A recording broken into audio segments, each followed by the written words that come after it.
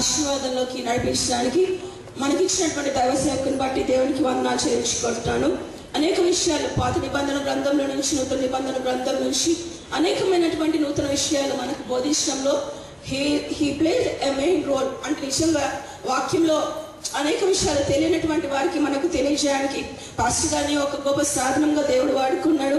అటువంటి దేవ సేవకుని స్టేజ్ మీదకి ఆహ్వానించడం నా ధన్యతగా నేను భావిస్తూ ఉంటున్నాను. చాలా మందికి కూడా సేవ చేయాలని ఇంట్రెస్ట్ ఉంటుంది, కానీ నశించిపోతున్నటువంటి వారి పట్ల ఒక చక్కటి అవగాహన కల్పించి సువార్త భారం మనకందరికి ఇచ్చినటువంటి సేవకుల్లో ఒక సేవకుడు రెవరెండ్ జోసెఫ్ ప్రకాష్ గారుగా నేను నమ్ముతూ ఉంటున్నాను. And he is a master for the fire and Nazareth. So I call upon him to deliver the God's message. భౌమాధికారంలో ప్రతికూలమైనటువంటి వాతావరణం అనుమతించాడు. ఏది ఏమైనా ప్రతి విషయానికి కృతజ్ఞతాస్తుతులు చెల్లించుడనే వాక్యంలో రాయబడింది. దేవుడు ఇచ్చినటువంటి వాతావరణాన్ని బట్టి దేవునికి స్తోత్రాలు, వందనాలు. స్తుతి ఆరాధన ప్రారంభించి ఆ తర్వాత వాక్యాన్ని ధ్యానించక మునుపు కొందరు వయసులో పెద్దవారు మన మధ్యలో ఉన్నారు. దయచేసి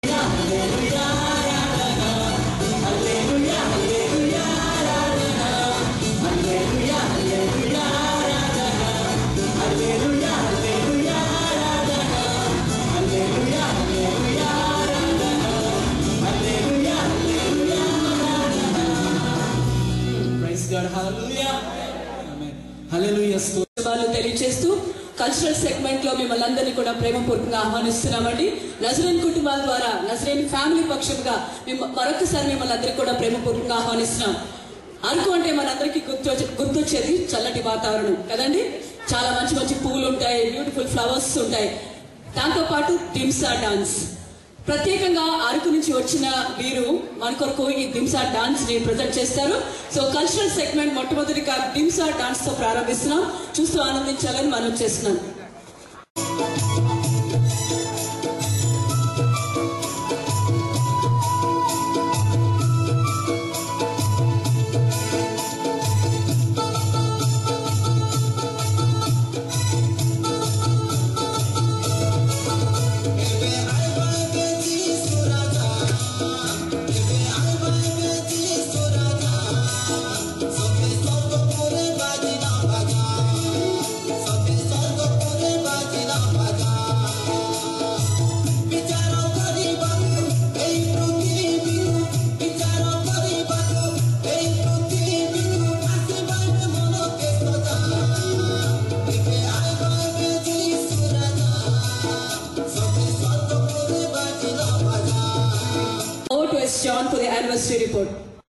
రెవరెండ్ ఎం జోసెఫ్ ప్రకాష్ గారిచే స్థాపించబడినటువంటి ఈ యొక్క నజరేన్ పరిచర్యలు అనగా 2014 ఆగస్టు మొదలుకొని నేటి దినం వరకు దేవుడు జరిగించినటువంటి కార్యములు. మత్తయి సువార్త 25వ అధ్యాయము 40వ వచనం ప్రకారము, నేను ఆకలి గొంటిని, మీరు నాకు భోజనము పెట్టితిరి, మిక్కిలి అల్పులైన ఈ నా సహోదరులకు మీరు చేసితిరి గనుక నాకును చేసితిరి అన్న వాక్యము ఆధారంగా ప్రతి సోమవారం 150 మందికి నజరేన్ మినిస్ట్రీస్ ద్వారా మిషన్ మన్నా అనే పరిచర్య ద్వారా రైల్వే స్టేషన్ పరిసర ప్రాంతాల్లో ఉన్నటువంటి బెగ్గర్స్కి అయితేనేమి, పేదవారికి అయితేనేమి, మతిస్థిమితం లేనటువంటి వారికి శ్రేష్టమైనటువంటి మాంసాహారం వండి మన యొక్క యవనస్తుల ద్వారా యొక్క భోజనం పంచిపెట్టడం జరుగుతుంది. ఈ యొక్క మిషన్ మన్నా పరిచర్య కొరకు సుమారుగా 1,02,500 రూపాయలు వెచ్చించడం జరిగింది. దేవుని వాక్యము చీకటిని తొలగించి వెలుగులోనికి నడిపిస్తుందని 119వ కీర్తన 130వ వచనం ఆధారంగా ప్రతి ఇంటికి నూతన నిబంధన బైబిల్ వెళ్లాలనేటువంటి ఉద్దేశంతో మిషన్ లోగాస్ అనే పరిచర్య చేయడం జరుగుతుంది. ఈ సంవత్సరం పిఎఫ్ఆర్ ఆఫీస్, ఎన్ఐడి కొత్త రోడ్, పంజాబ్ హోటల్ 104 ఏరియా, ప్రస్తుతం అయితే శాంతినగర్ పరిసర ప్రాంతాల్లో ఈ యొక్క మిషన్ లోగాస్ అనేటువంటి పరిచర్య జరుగుతుంది. ఈ యొక్క పరిచర్యలో 5,400 నూతన నిబంధన గ్రంథములు పంచడం జరిగింది. సుమారుగా 42,500 రూపాయలు ఖర్చు చేయడం కూడా జరిగింది. సందేశం అనేటువంటి ఆధ్యాత్మిక ఆరాధన ప్రతి బుధవారం సాయంత్రం 6:30 గంటలకు జైల్ రోడ్ దగ్గర ఉన్నటువంటి ఉమెన్స్ డిగ్రీ కళాశాలలో సాయంత్రం 6:30 గంటలకు జరుగుతుంది. ఆయన పొందిన దెబ్బల చేత స్వస్థత కలుగుతుంది అనేది సత్యం కాబట్టి ఆ సత్యాన్ని అనేక రోగులకు ప్రకటించి చేయగలిగినంత సహాయం చేస్తూ ప్రార్థిస్తూ ఈ సంవత్సరం పనులు కూడా పంచడం జరిగింది. అంత మాత్రమే కాదు, అనేక మందికి బ్లడ్ డొనేషన్ కూడా చేయడం జరిగింది. అలాగే ఆర్థిక సహాయం కూడా అందించడం జరిగింది. నెల్లూరు నుంచి వచ్చినటువంటి ఒక వ్యక్తి అనాథ కాబట్టి ఆయనకి ఎవరు లేరు. వెంటనే మన పాస్టర్ గారు స్పందించి టవలు, బెడ్షీటు, ఇతర ముఖ్య అవసరాలు కదా సర్వలోకమునకు వెళ్లి సర్వ సృష్టికి సువార్తను ప్రకటించుడి అనే ఆజ్ఞ ప్రకారం నజరీన్ మినిస్ట్రీస్ ద్వారా ప్రతి శనివారం కూడా సువార్త చేయడం జరిగింది. 5 జిల్లాల్లో 308 గ్రామాల్లో సువార్తను ప్రకటించడం జరిగింది. 2014 ఆగస్టు నెల 14, 15 తారీఖుల్లో సోంపేట కేంద్రంగా చేసుకుని ఆ యొక్క పరిసర ప్రాంతాల్లో బహుగంభీరంగా సువార్త చేయడం జరిగింది. అలాగే 2014 నవంబర్ నెల 12వ తారీఖు నుంచి 15వ తారీఖు వరకు ఏజెన్సీ ప్రాంతమైనటువంటి అడ్డతీగల కేంద్రంగా చేసుకుని దేవుని పరిచర్య జరిగించడం జరిగింది. అంత మాత్రమే కాకుండా సేవకులను, విశ్వాసులను బలపరచాలనేటువంటి ఉద్దేశం ద్వారా అడ్డతీగలలో సువార్త ర్యాలీ కూడా చేయడం జరిగింది. 2015 జనవరి నెల 29 మొదలుకొని 31వ తారీఖు వరకు కాకినాడ కేంద్రముగా చేసుకుని హోప్ హైలాండ్లో అనగా తిప్ప అనేటువంటి ప్రాంతంలో దేవుని యొక్క సువార్త ప్రకటించడం జరిగింది. ఇది కాకినాడ పోర్ట్ నుంచి 1 గంట లాంచీలో ప్రయాణం చేసినప్పుడు ఈ యొక్క హోప్ ఐలాండ్ అనేది వస్తుంది. మన సువార్థికులు అందరూ కూడా ఊబిలో నడిచి చాలా దూరం కొన్ని గంటలు నడిచి ఆ యొక్క గ్రామాన్ని దర్శించి దేవుని యొక్క వాక్యాన్ని ప్రకటించడం జరిగింది. అంత మాత్రమే కాదు, కోనసీమలో నగరం అనే ఆ యొక్క గ్రామంలో ఓఎన్జీసీ పైప్ లైన్ బ్లాస్ట్ అయినప్పుడు అనేక మంది కాలిపోయారు, కొంతమంది మరణించారు కూడా. వారి దగ్గరికి వెళ్ళి దేవుని యొక్క వాక్యాన్ని ప్రకటించి అలాగే వారి గురించి కూడా ప్రార్థన చేయడం జరిగింది. 2015 ఫిబ్రవరి నెల ఈ సంవత్సరంలో 51 + 65 మంది అనగా 116 మంది నజరీన్ మినిస్ట్రీస్ ద్వారా బాప్తిజాలు పొందడం జరిగింది. 2014 అక్టోబర్ నెల 12వ తారీఖున మనకు అందరికీ తెలుసు హుదూ తుఫాను విశాఖపట్నంలో కబలించి వేసింది. నజరీన్ మినిస్ట్రీస్ ద్వారా అరిలోవ, పెదగదిలి ప్రాంతాల్లో సుమారు 1400 మందికి పైగా వేడివేడి ఆహారాన్ని వండి పంచడం జరిగింది. అంత మాత్రమే కాదు, అక్టోబర్ నెల 30వ తారీఖున అచ్యుతాపురం, రాంబెల్లి, ఎలమంచిలి పరిసర ప్రాంతాల్లో 4 పాస్టర్స్కు వారి యొక్క సంఘాలు దెబ్బతిన్నాయి. ఇండివిజువల్గా మినిస్ట్రీ ద్వారా వెళ్ళి ఒక్కొక్కరికి 5,000 రూపాయలు ఇవ్వడం జరిగింది. నవంబర్ నెల 1వ తారీఖున రావిపాలెం చర్చ్ రీకన్స్ట్రక్షన్ మొదలుపెట్టారు. ఈ యొక్క సంఘం కొరకు సుమారు 1,00,000 రూపాయలు వెచ్చించడం జరిగింది. మన దైవజనులు రెవరెండ్ ఎం జోసెఫ్ ప్రకాష్ గారు, వారి సతీమణి గారు, ఇంకా బృందం అంతా కూడా వెళ్ళి ఆ సంఘాన్ని పడగొట్టి రాళ్ళు పునాదులతో సహా కట్టడం జరిగింది. 2014 డిసెంబర్ నెల 25వ తారీఖున ఈ యొక్క బుకేడీనియల్ కొరకు ఆయన ఖర్చు 6,50,000. క్రిస్మస్ ఆరాధనకు ఈ సాయంకాలం మందు ఆహ్వానిస్తూ ఉంటున్నాం. తండ్రి, కుమార, పరిశుద్ధాత్మ త్రియేక దేవుని నామమున ఈ బుకేడీనియల్ ప్రోగ్రామ్ ని ఆరంభిస్తున్నాం. జన్మస్థలం కంటే ఈ పట్టణాన్ని నేను ఎక్కువ ప్రేమిస్తున్నాను. నా జన్మ కర్నూలు ఇచ్చినేమో కానీ దేవుడు నాకు ఇచ్చిన పట్టణం విశాఖపట్నం. కాబట్టి ఈ పట్టణాన్ని చాలా ప్రేమిస్తున్నాను.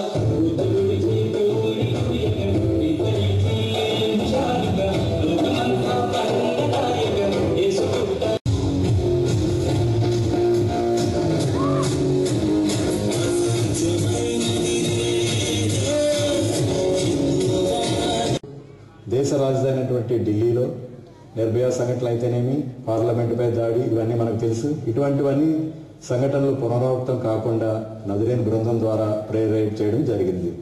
ఈ యొక్క ప్రేయర్ రైడ్ అయిన ఖర్చు 1,00,000 రూపాయలు. చివరగా కొన్ని సాక్ష్యాలు క్లుప్తంగా విందాం. ఫిబ్రవరి నెల 22వ తారీఖు అనిత 4 సంవత్సరాలు సంతానం లేనప్పుడు మనందరం కూడా ప్రార్థించినప్పుడు బిడ్డ పుట్టడం జరిగింది. ఆమె వచ్చి తన యొక్క సాక్ష్యాన్ని కూడా పంచుకున్నారు. అలాగే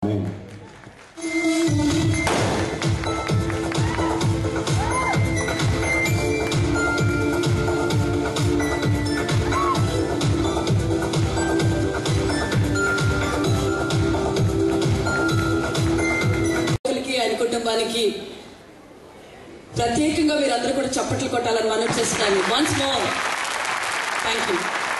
జీవితంలో జయానికి కారణమైన యేసయ్యను కనపరుస్తూ నజరీన్ యూత్ వారు జయం జయం యేసునికే అనే ఒక అద్భుతమైన కోరియోగ్రఫీ ప్రజెంట్ చేయనున్నారు. అలాగే కూర్చొని ఎంజాయ్ చేయాలని మనం చేస్తున్నాను.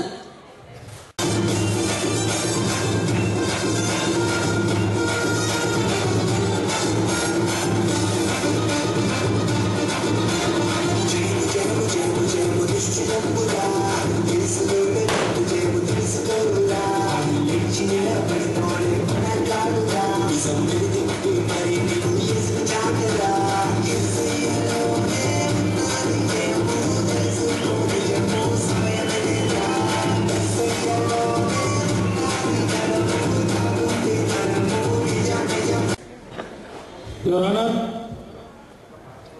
ఈ బోర్డులో ఉన్న వ్యక్తులు యేసే నిజమైన దేవుడని, నిజ రక్షకుడని ఆయా గ్రామాల్లో ప్రకటిస్తున్నారు యువర్ ఆనర్.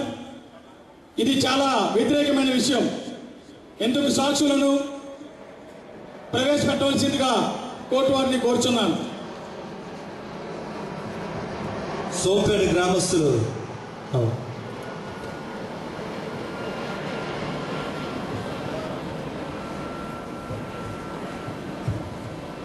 ఆ బోర్డులో ఉన్న వ్యక్తులు మీ గ్రామానికి వచ్చి ఏం మాట్లాడారు?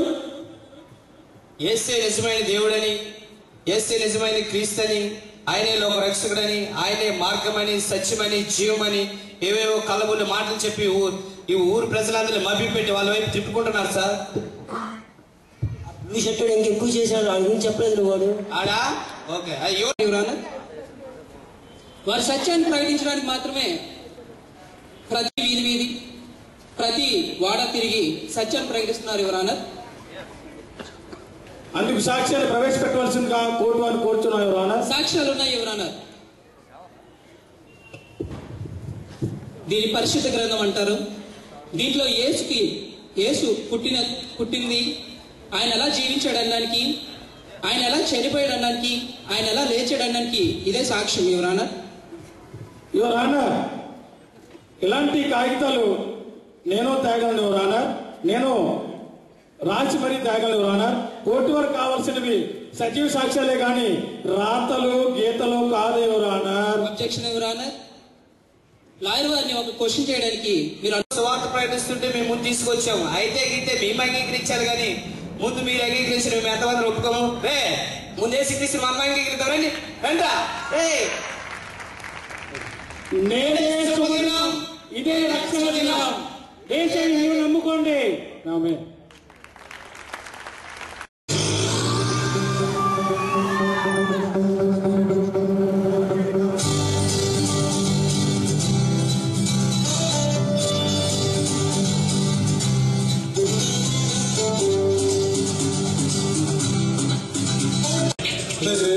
లైఫ్ లో యేసు ఉంటే ఉన్నది ఏ కన్ఫ్యూషన్, యేసే మన ఆన్సర్ తెలుసా ఓ మై ఫ్రెండ్. లైఫ్ లో యేసు ఉంటే ఉన్నది ఏ కన్ఫ్యూషన్, యేసే మన ఆన్సర్ తెలుసా ఓ మై ఫ్రెండ్. నీ కోసం నా కోసం చేశాడు ఎంతో త్యాగం, లేకుంటూ ఎవరి స్నేహం ఇచ్చాడు తన ప్రాణం. నీ కోసం నా కోసం చేశాడు ఎంతో త్యాగం, లేకుంటూ ఎవరి స్నేహం ఇచ్చాడు తన ప్రాణం. లైఫ్ లో యేసు ఉంటే ఉన్నది ఏ కన్ఫ్యూషన్, యేసే మన ఆన్సర్. మహాకృప వలన మేము చాలా సంతోషంగా ఉంటున్నాము. నీకెంతమంది పిల్లలు? నాకు కూడా దేవుని మహాకృపను బట్టి నాకు 3 అమ్మాయిలు. మా హస్బెండ్ స్టీల్ ప్లాంట్ చేస్తారు. అవునా?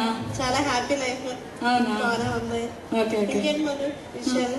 అందరూ బాగున్నామే. అందరూ ఫ్రెండ్స్ అందరూ బాగా వచ్చారు. హైదరాబాద్ వెళ్ళినట్టున్నావు కదా, అక్కడ నుంచి క్షేమంగా వచ్చేసావు కదా? మేము హైదరాబాద్ లో ఉంటున్నాము. ఈ రోజు మార్నింగ్ వచ్చాను. అవునవునవునవును. మన ఫ్రెండ్ ఒక అమ్మాయి ఉండాలి, ఉందా? వచ్చిందా? అవును, సుహాసిని కదా? అవును. హాయ్, సుధా, నేను సుహాసిని. హాయ్.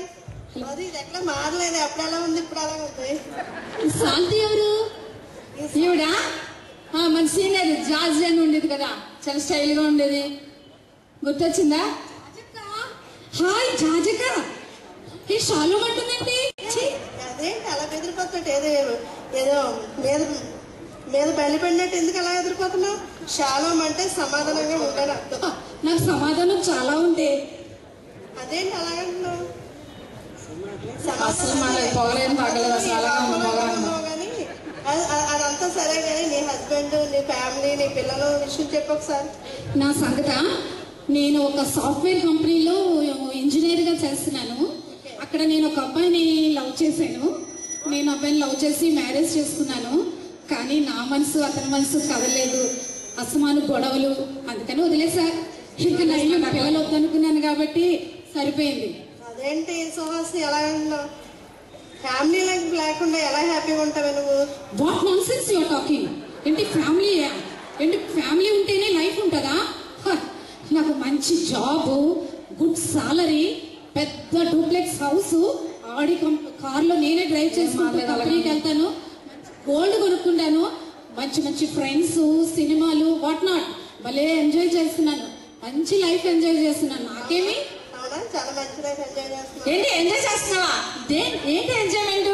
నీ కారు, ఇల్లు, బంగ్లా, డబ్బు, చీరలు, నగలు దీంట్లోనే ఉందనుకుంటున్నావు ఎంజాయ్మెంట్ నువ్వు? అవును, ఎంజాయ్ ఉంది. నువ్వు చీర కట్టుకున్నంత సేపు నీకు ఎంజాయ్మెంట్ ఉంటుంది తెలుసా? నువ్వు నగల అయితే నీకు చిన్నప్పుడు బైబిల్ ఇచ్చాను, ఉందా? చిన్నప్పుడు అప్పుడే వదిలేసాను ప్రేమ సందేశం. అయితే మా చర్చిలో మా పాస్టర్ గారు కూడా మంగళవారం బైబిల్ పంచమని మాకు కొన్ని బైబిల్స్ ఇస్తూ ఉంటారు. దాంట్లో ఒక బైబిల్ నీకు తీసుకొచ్చాను. నువ్వు తప్పనిసరిగా అది చదువు. దాంట్లో యేసుక్రీస్తు ఎలా పుట్టారు, ఎలా చనిపోయారు, ఎలా బ్రతికారు, ఇప్పుడు మన కోసం యేసుక్రీస్తు ప్రభువారు ఆయన తండ్రి దగ్గర ఎలా విజ్ఞాపన చేస్తున్నారు మన కోసం నీకు తెలుస్తుంది. ఇది చాలా అప్పుడు నీకు మీ ఆయన లవ్ లెటర్స్ రాసి నీ మనసును దోసుకున్నారేమో, కానీ ఇది చదివితే గనక నిజంగా అంతకంటే మంచి లవ్ లెటర్ ఇది. నువ్వు దేవునికే దొరికిపోతావు, ఇంకెప్పటికీ విననాడు పడవు. Sorry Madhu, I love you Madhu.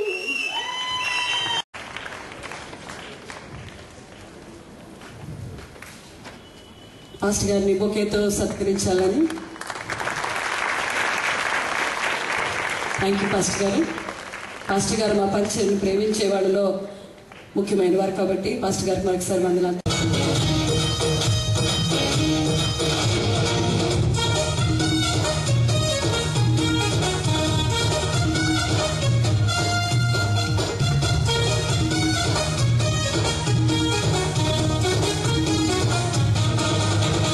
సమీపించరాని తేజస్సులో నివసించునా దైవమా, ఊహించలేని ఆ మహిమను వసించునా. మరి మీరు ఈ ప్రెస్ మీటింగ్ పెట్టుకోవడం గల కారణం మాకు చెప్తారా?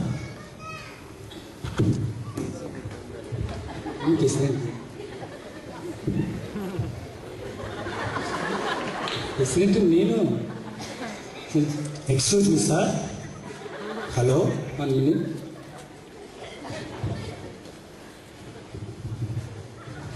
Excuse me sir. Hello sir, మీరు ఈ ప్రెస్ మీటింగ్ పెట్టుకుని దాని కారణం చెప్తారు మాకు?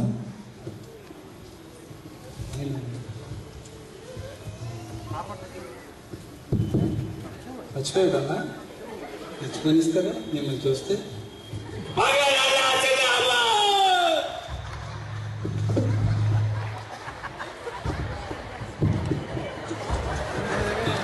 అలా రాలా బగారల్లా జిందాబాద్ బగారల్లా.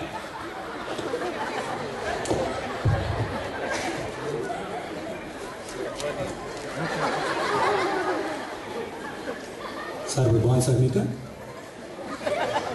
సార్ మీకు బాగుంది ఇప్పుడు?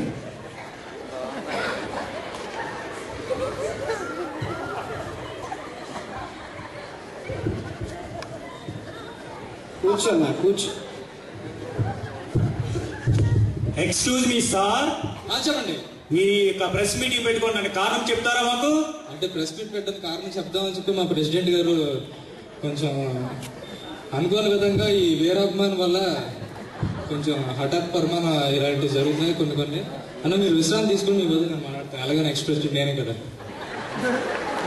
సారీ అన్న.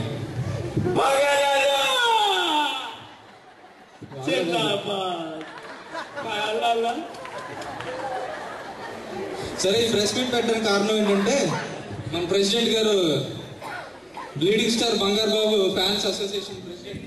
నేను చెప్తాను కదా. సార్ చెప్పండి, మీరు ప్రెస్ మీటింగ్ పెట్టుకుని గల కారణం చెప్తారా? బ్లీడింగ్ స్టార్ చెప్పండి. నేను దానికి ప్రెసిడెంట్ ఉంది. చెప్పండి. వీళ్ళు అడగండి. చెప్పండి సార్. ప్రెసిడెంట్ నేను కార్యక్రమాలు ఏంటంటే బ్లడ్ డొనేషన్, మా కార్యక్రమాలు ఫ్యాన్స్ అసోసియేషన్. మరి ఇలాంటి ఎన్నో కార్యక్రమాలు మరి మన అసోసియేషన్ వాళ్ళు చేయాలని, అంత మాత్రమే కాదు మరి మంచిగా అనేక విధాలుగా రక్తదానాలు, నేత్రదానాలు, ఇంకేమైనా దానాలు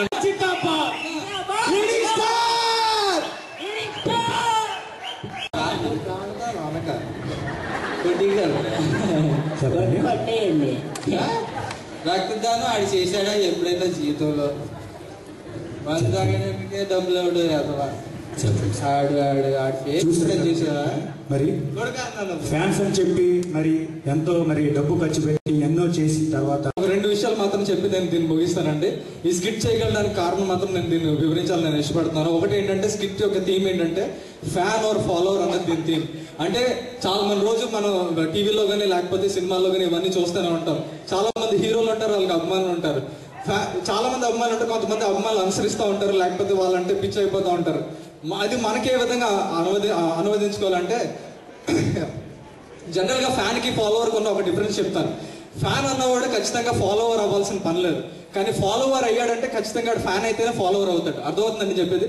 ఫ్యాన్ అన్నవాడు ఖచ్చితంగా ఆయన అనుసరించే విధానం బట్టే ప్రజలు ఆకర్షితులు అవుతారు. కాబట్టి మనం కేవలం అభిమానులుగానే మాత్రమే ఉండిపోయామా, లేకపోతే ఇప్పుడు కూడా అంటే చాలా మంది క్రైస్తవులు ఉన్నట్టు, చాలా మంది క్రైస్తవేతరులు ఉన్నట్టు యేసుప్రభు అంటే ఇష్టం ఉన్న లోకంలో చాలా మంది ఉన్నారు.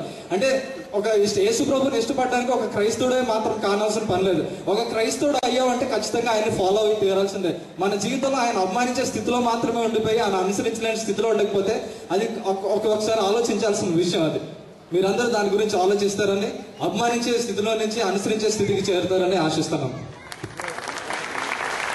ఆమేన్. మన పరమతండ్రి అయిన దేవుని యొక్క ప్రేమయు, ప్రభువున రక్షకుడు యేసుక్రీస్తు వారి యొక్క కృపయు, ఆదరణకర్త అయిన పరిశుద్ధాత్మ దేవునికి అన్యోన్య సహవాసం చేరడం మనకందరికీ ఆయనను ప్రేమించు ప్రతి బిడ్డకును, నాజరీన్ మినిస్ట్రీస్ కు, నాజరీన్ సంఘానికి కూడి వచ్చిన ప్రతి ఒక్కరికి ఇప్పుడు ఎల్లప్పుడు సదాకాలం తోడై ఉండును గాక. ఆమేన్. దయచేసి